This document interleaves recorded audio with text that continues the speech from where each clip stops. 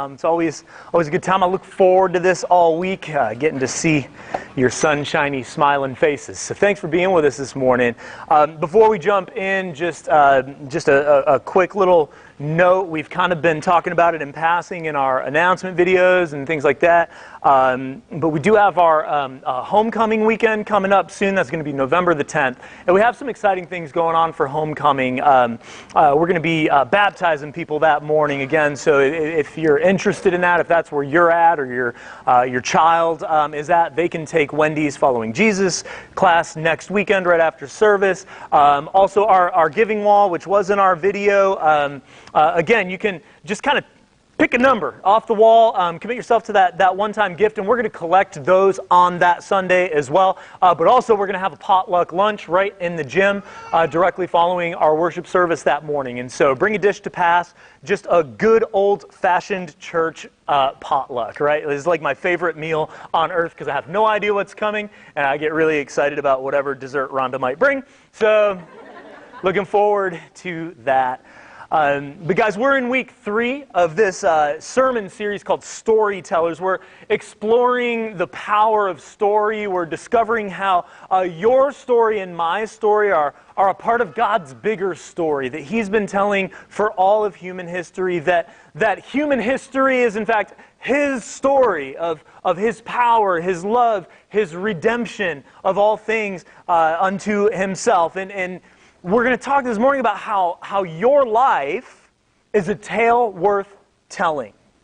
For generations, there's been a bunch of books and shows and movies and plays that they've all followed kind of a similar plot line. What you have is this character or group of characters from the wrong side of the tracks, and they come in contact with somebody from a different context, and worlds collide and everything changes, right? That's every romantic comedy that's ever been written. That's every movie for the most part. Someone from the wrong side comes, and they meet someone from the other side, and then worlds change because worlds collide. And it's because there's this universal story of the potential of the underdog if the underdog is given a new story to tell. When I was 15 years old, my brother and I, we started a Christian band. I've told some of you a little bit about what that was like, but we started this band because we wanted to be able to go out and do some ministry and sing and preach the gospel and stuff like that. So we got some equipment. By we, I mean my dad bought us some equipment, and we threw it down in the basement. We practiced a bunch. We learned a bunch of songs. And then all of a sudden, Dad comes down one day and he tells us that he got us a gig. We're like, dude, we're a band. We've got a gig. This is awesome. And it was a day-long event in Niagara Falls, at this park in Niagara Falls. And I know what you're thinking. You're thinking, ooh, the park at Niagara Falls. That's a really nice venue for a concert. And no, I didn't say the park at the falls. I said a park in the city of Niagara Falls. It's a very different thing. It looks a little more like that. A park in this. If you ever have the chance to visit the city of Niagara Falls, don't. You didn't miss much. Just don't. Now, here's the thing. Now, over the years, a number of our gigs, most of them, were played on the wrong side of the tracks. And I think that there's a few reasons for that. One of them might have been that we're one of the few bands that were willing to play for a slice of pizza and a little bit of soda. And so we were willing to come for nothing and just come and play, and it was a good time, and we got to do some cool ministry. But one of the things that happened in the course of that was that my eyes as a 15-year-old kid, they were opened to this whole new world of potential kingdom impact. Tough places filled with hurting people where we could bring the hope of the gospel. And I was just this middle-class white kid from the country. But God called me out of my comfort zone and showed me that He had something planned and that I got to be a part of it. Now, myself and you and even Jesus are not immune from being pulled out of our comfort zone for the sake of God's kingdom work. And Jesus had a similar experience in the Gospels, but instead of being called to the wrong side of the tracks, Jesus was from time to time called to the wrong side of the lake. And so we're going to pick up in Mark chapter 5, verses 1 to 5. If you want to read that along with me, you can look it up. We'll have it on the screen here. Mark 5. It says, they went across the lake to the region of the Gerasenes. And when Jesus got out of the boat, a man with an impure spirit came from the tombs to meet him. This man lived in the tombs, and no one could bind him anymore, not even with a chain. He had often been chained, hand and foot, but he tore the chains apart and broke the irons on his feet. No one was strong enough to subdue him. Night and day, among the tombs and in the hills, he would cry out and cut himself with stones. So Jesus goes from one side of the lake to the other side several times in his ministry, and we're told here specifically he goes across to the land of the Gerasenes, and what this is the region east of the Sea of Galilee. It's also referred to as the Decapolis. The Decapolis. This is 10 cities. They were set up as an area of influence and an area of culture in the Greek Empire. And there were some Jews that did live there, but there was a heavy, heavy Greek influence. There was a lot of pagan worship happening in this area, a lot of what the Jews would have referred to as unclean things happening in the Decapolis. And so Jesus gets out of the boat on the wrong side of the lake. He's immediately confronted with kind of the worst of those people from that side of the lake where all the unclean things are. This was a man not only far from God, not only a danger to himself and to others, not only demon-possessed, but possessed by what the Bible tells us was a legion of demons. When Jesus asked their name, they say, "We are named Legion because we are many." He had a whole bunch of demons in him. And so then we pick up in verse 6. It says, when Jesus was still some distance away, the man saw him. He ran to meet him and bowed before him, and with a shriek he screamed, "Why are you interfering with me, Jesus, Son of the Most High God? In the name of God, I beg you, don't torture me." For Jesus had already said to the spirit, "Come out of the man, you evil spirit."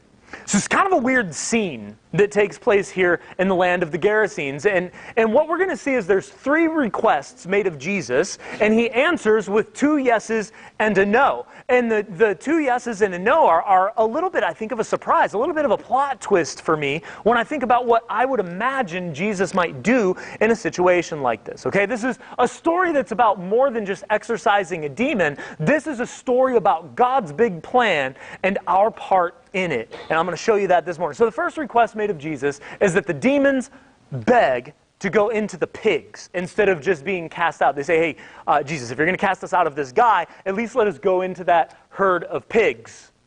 And Jesus says yes. Jesus says yes to the request of a demon. It's kind of odd, isn't it? Like in my house, when our kids were just a little bit younger, Ellie was a little bit of what you might call a fit thrower, just a little bit, and she would get herself all riled up, and whatever the issue was, whatever the argument was, we'd finally just be like, "Ellie, no," and she'd be like, "But please, but can't I just?" And she would just try to continue to argue with us and beg for some kind of other outcome than what we had. And we actually, over and over again, would have to tell her, "Ellie, we don't negotiate with terrorists in this family." That was like our line.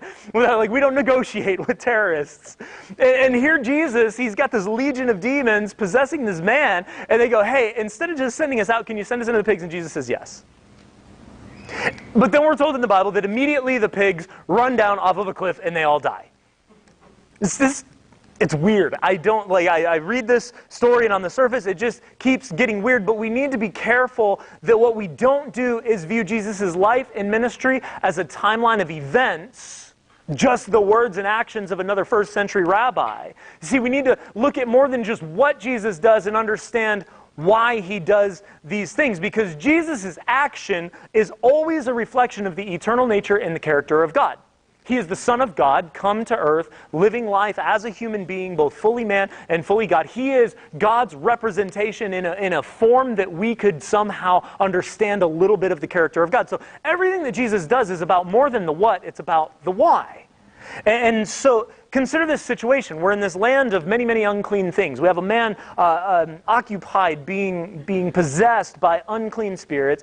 And then Jesus casts them out at their request into pigs, which, if you know about Jewish culture, are unclean. And so he casts the impure spirit into an unclean animal, and then he sends the unclean spirits down the cliff, and the pigs all die.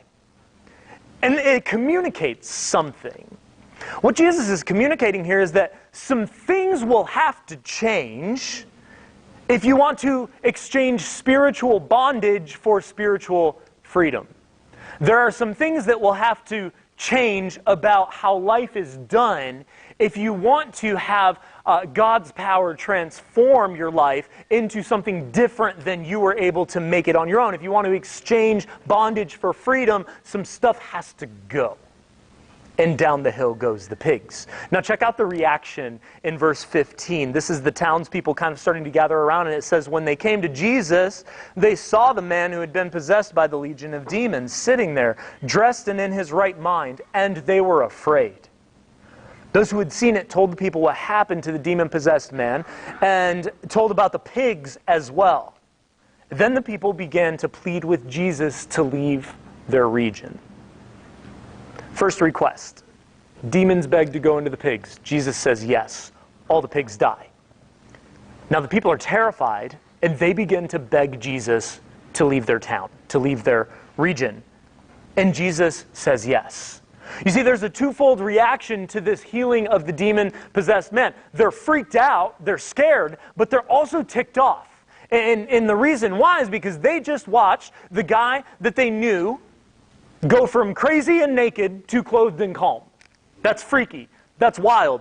They didn't expect to see that happen, but Jesus made it happen. But in the process, they lost their herd. They lost the pigs. They lost their wealth, their livelihood, all because of the work of Jesus. So now Jesus was not just a healer who could cast out demons. He was a threat to their way of life. And really, they just wanted him to go away. They just wanted him to leave because now, their very livelihood ran down the hill and died. And so Jesus agrees to leave. It's not just about the what, though, it's about the why. He's communicating to these people his unwillingness to force himself into the lives of people who do not want him there. So far Jesus has communicated, hey, if you want to exchange bondage for freedom, some things are going to have to change. But if you don't want me here, I'm not going to kick down the door and force my way in. You see, Jesus continually through the Gospels, he identifies true followers, true disciples, by consistently making it very difficult to follow him. Most of Jesus' sermons to kind of the holy roller religious crowd are about how, like, hey, if you follow me, you might die. If you follow me, you're going to have to give up everything. If you follow me, there's going to be major sacrifice. If you follow me, you're going to follow me to the cross. You're going to carry your cross daily if you want to be a disciple of mine. You can't love your mother, father, sister, and brother as much as you love me. You have to let the dead bury their own dead. There's a chance you might end up homeless because the Son of Man has no place to lay his head. All of these things, Jesus is preaching to people who say they want to follow him.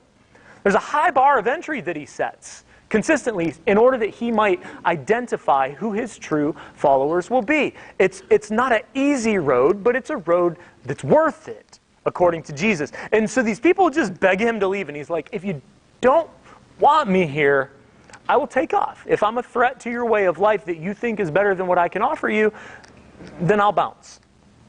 But then there's this third request, and this is the one that gets me. The demon-possessed man who Jesus heals begs to go with Jesus, but Jesus says no.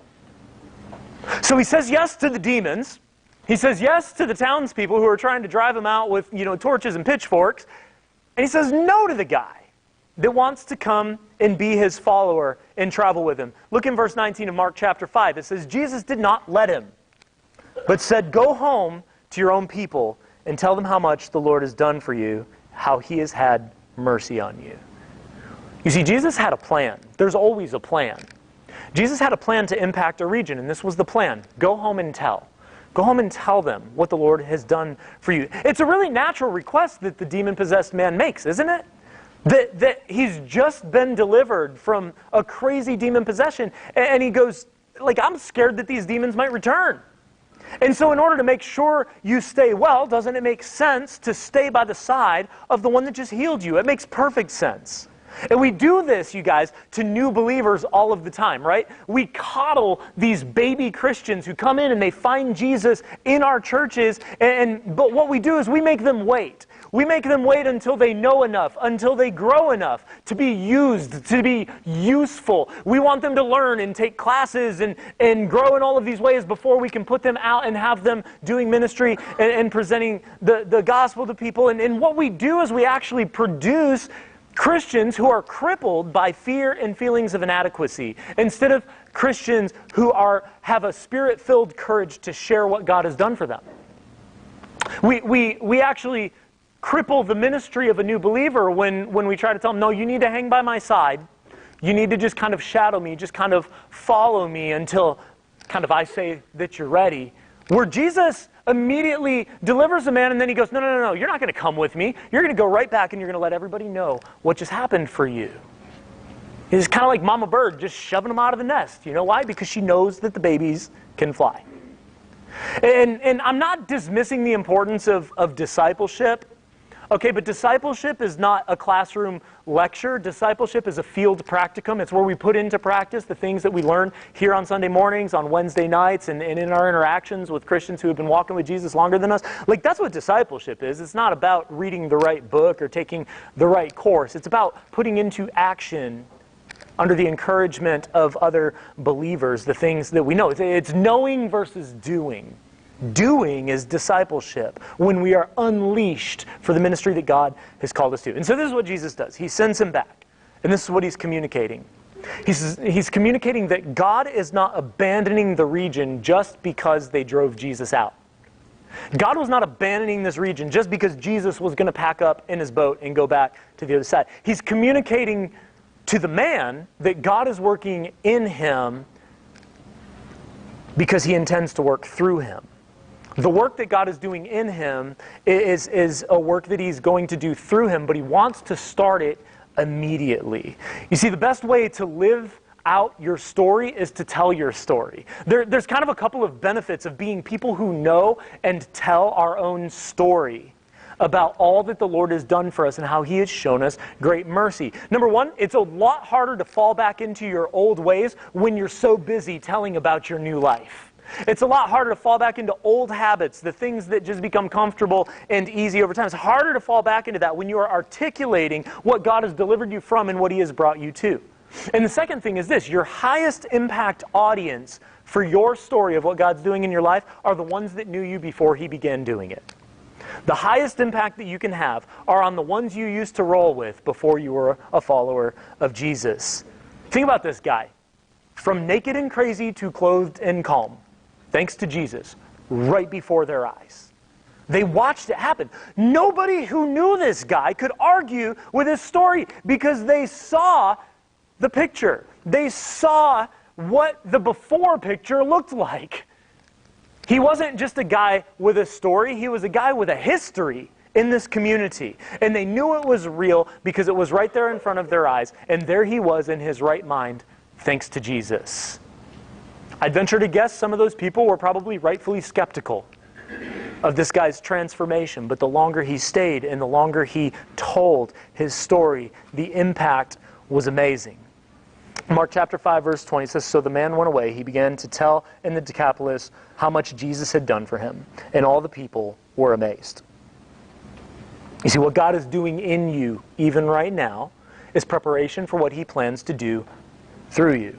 In your relational circles, in your families, in your workplaces, on your teams, in your schools. What he's doing in you is preparing you for what he wants to do through you, because God is actively, even right now in this moment, rewriting your story into a tale worth telling. And we need to be people who tell it. I'm thrilled. We're going to share something with you guys right now of just a story of one of our own. Who's ready to tell their story, and we're going to see the impact of what God is doing in, through, and around the life of Ethan Rice. Why don't you guys check out this video this morning? My name's Ethan Rice. I've been coming to Love Chapel for probably 6 or 7 years now. I was just kind of a lost, I guess, 16, 17-year-old kid who didn't have a really good relationship with God or anything, and I came here, started going to youth, and that's kind of where the foundation was, kind of set. Ben was really influential in that, and was a big part of, my faith journey and that first step. Then kind of went off to college. Didn't get to attend, I guess, as much, and I guess kind of fell off, I guess, a little bit. But then whenever I came back, got back in a groove and stuff. Love Chapel gave me that reassurance of, God covers, your sins. It, Jesus' blood atones for, all the mistakes.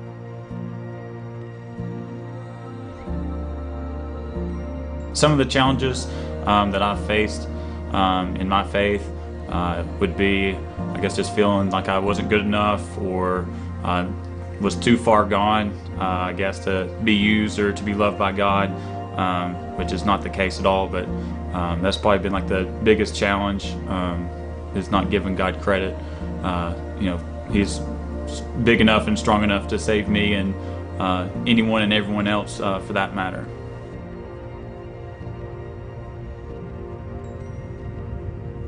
Man, it's a direct correlation, honestly. It's like the more, I'm intentional about our relationship, it's like the more I get involved, it's just a direct correlation to just to my day-to-day life and, getting involved and,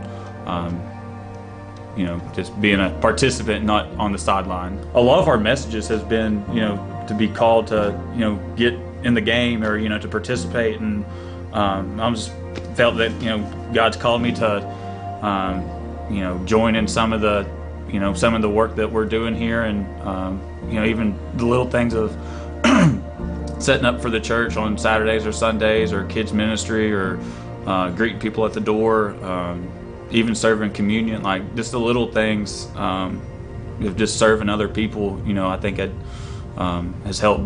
My faith is just just serving the Lord and serving the church.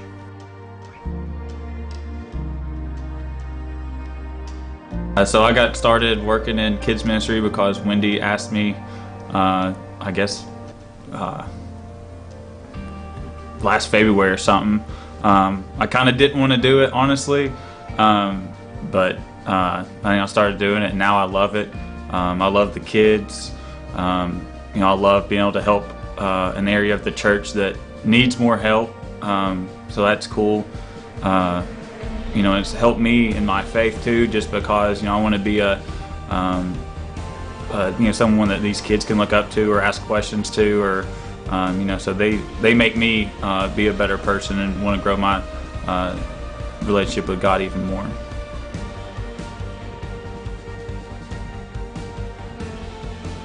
Honestly, I'm most excited about our church, getting into our building, just the amount of people we can impact and reach out to. I think we got a good vision for our church, and I'm really excited about that. And in my life personally, just like I was saying earlier, like some of the little things that I feel like God's called me to do.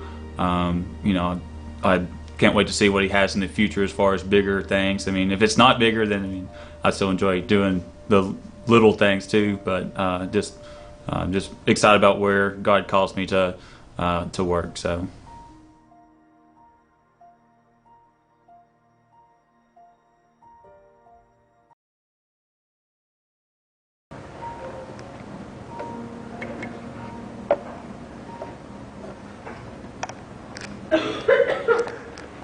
You see, when God's at work in you, He's ready to work through you. And thanks, Ethan, for sharing a little bit of your story. He's here. Get that guy a hand, man. It's not easy to get in front of a camera, be telling your story. But, man, we appreciate you because we can see how God has been working that out in your life and the impact now that it's having, even on my own kids. And so I thank you for that and your willingness to kind of share that this morning. You see, that impact goes so much further than just the immediate, hey, God did this nice thing for me, when we begin to tell our story, because God is rewriting our story into a tale worth telling. Now, we see something in the book of Mark that I think is really cool. We get this rare glimpse that doesn't happen often in the Gospels of kind of a follow-up. It's kind of like the VH1 Where Are They Now episode of what happens from this story, because a couple of chapters later, Jesus returns to this area east of the Sea of Galilee. In Mark 7:31, it says, Jesus left the vicinity of Tyre and went through Sidon down to the Sea of Galilee and into the region of the Decapolis. Now, when he arrives, he's again presented with an opportunity to heal. He gives a deaf and mute man his hearing and his speech back. And again, word spreads, just like before, and a crowd gathers. But this time it's different. This time it's different because this time the crowd doesn't want Jesus to leave. The same region, these people don't want to leave Jesus' presence. They stay for 3 days. They listen to him teach. They learn and they experience his ministry firsthand. And they're there so long that they run out of food. And Jesus miraculously feeds them with some loaves and some fish. Mark 8, verse 9 says there were about 4,000 men in the crowd that day, and Jesus sent them home after they had eaten. Now, on its own, that's a really cool miracle. I like that one because Jesus takes what's very little that's presented to him and he makes it into enough, and God picks up the slack and all of those cool. That's a sermon on its own. But when you think about the broader context of what's happening in the Decapolis, the land of the Gerasenes, it's an even greater miracle that this crowd would gather, that they would stay in the presence of Jesus for days until he sends him away. These are the same folks that ran him out of town a couple of chapters earlier. What is it that makes the difference? The difference was the obedience of a healed demoniac who would go back home and tell his story of all that the Lord had done for him. Because without the personal testimony of a changed life, Jesus would have still been the guy who killed the pigs, the guy who threatened the way of life of the locals in the Decapolis. But instead, Jesus returns as the miracle worker, the one who brings hope and healing where there is darkness and hurt and hopelessness. That's the power of story, you guys. That's how Jesus wanted to impact a region. That's how God intends to impact your world, your home, your circles of influence. He wants to use your story to change those circles. So as we kind of get ready to wrap up this morning, I just want to give you a couple of my takeaways from the Decapolis. Okay, I want to give you a couple of my takeaways, and hopefully they're helpful to you. And I've got one little tool I'm going to put in your hands in just a minute. But my first takeaway is this: a move of God will always challenge the status quo and bring about change. When God moves, it's always going to challenge what was the status quo, and it's always going to bring about change. But a move of God is not always seen as a good thing by those who witness it, and that's okay. Just like the locals in the Decapolis, they saw this thing that they knew was going to rub against their way of life. And it wasn't seen as a good thing right away, but that's okay. Because a move of God in my life is about much more than my life. A move of God in me is about much more than me, because what he's doing in me is what he intends to do through me. My story is being rewritten into a tale worth telling. A tale where God can replace hurt with hope. Where he can take shame and give me security. Where he can replace my fear with faith. Where he can take all of our pain and give us purpose. God is writing that story, and he's inviting me to tell it. My job is to learn it, to love it, to live it, and then to go and tell it. I've got a little blue piece of paper, and we're going to have our team kind of pass these out to you. And it's, you guys, this is nothing fancy. This is nothing earth-shattering, but this is just a simple, small worksheet that I challenge you to take with you and do this week. It's going to help you actually craft and tell your story by understanding the Apostle Paul's testimony in the Bible, and you'll read through in the book of Acts, chapter 22, and kind of identify these parts of the story, and then identify them for yourselves, and help understand what your story actually is. And I would challenge you guys, take time to write it down this week. Write down your story so that you actually know it and can articulate what all it is that God has done for you. So take that with you. like I said, it's nothing fancy. I hope it's a tool that is helpful to you. I've used it myself a number of times, and I find it helpful. So take that and do with it what you will. Just don't leave it on the floor. That would be great. So the Gerasene demoniac teaches us, I think, a really important lesson. And as I invite the band back up this morning, we need to understand this lesson that the Gerasene demoniac teaches us. He teaches us that we in Jesus are not healed so that we can huddle. We are saved to be sent.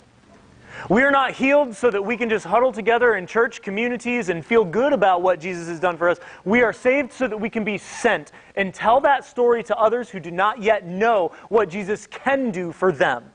It's not until the work that's being done in us is being done through us for others that we have really committed ourselves to the story that God is writing in our lives. You see, this isn't a message about God moving us to the wrong side of the tracks to go and tell those people all about Jesus. You know why? Because you and me, we are the wrong side of the tracks.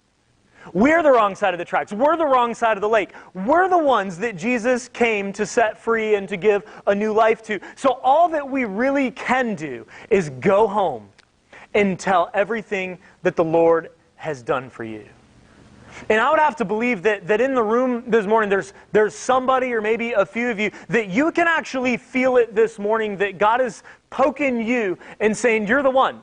Like, you're the one I'm talking to right now. You're the one that I intend to use your story in order to draw people to myself. But I need you to be obedient, like the healed demoniac. I need you to be willing to go back home and to tell that story. And if that's you, I'm just going to kind of do something a little bit different. I'm just going to ask everybody to just kind of like close your eyes for just a minute, kind of allow yourself to just kind of hear from God for just a minute. But if that would be you this morning and you're going, there's something that God's stirring in me and I know I need to be obedient to it. I might not even be quite sure what it is, but I want to explore that. I want to know. I want to look for these opportunities that God has for my story to be carried further outside of just my own life. And in this room, I mean, if that's you, I'm just going to ask you to like stand up where you are for a minute. And all I want to do is just be able to pray over you.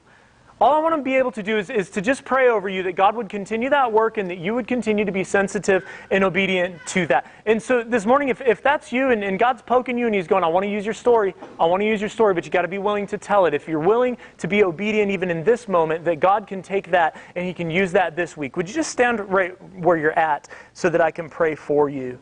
And then we're going to respond to God with a little bit more singing this morning. Is that you this morning?